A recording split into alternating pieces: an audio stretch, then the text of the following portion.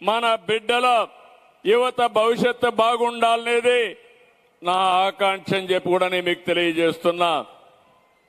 నిజాయితీ, నిబద్ధత, పారదర్శకత, ప్రజల ఆశలు ఆశయాలు నెరవేర్చడం, అవినీతి లేని పాలన అందించడం, ఇదే నాకు తెలిసిన విషయాలు.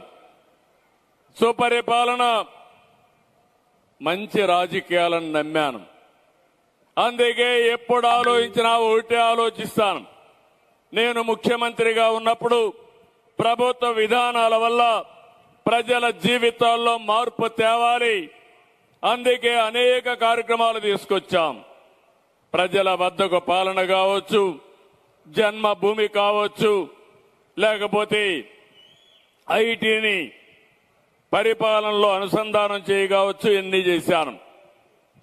పని తప్ప నాకు వేరే ఏమీ తెలియదు, వేరే అలవాటు కూడా లేదు. పని చేస్తే మీరు అభిమానిస్తే కొత్త ఊపు వస్తుంది. తెల్లవారితో నిద్ర లేస్తే ఏమి చేస్తే మీ జీవితాల్లో మార్పు వస్తుందో ఆలోచిస్తూ ఉంటాను. దాంతోనే నిద్ర లేస్తాను. సాయంత్రం పడుకునేటప్పుడు ఏమి చేశాను, ఎంత మేలు జరిగిందని ఆలోచించి మళ్లీ పడుకుంటాను. నేను ఏ తప్పు చెయ్యలేదు, చెయ్యను, భవిష్యత్తులో కూడా చెయ్యను. అందుకే రాత్రి పడుకుంటే ఆనందంగా నిద్ర వస్తుంది.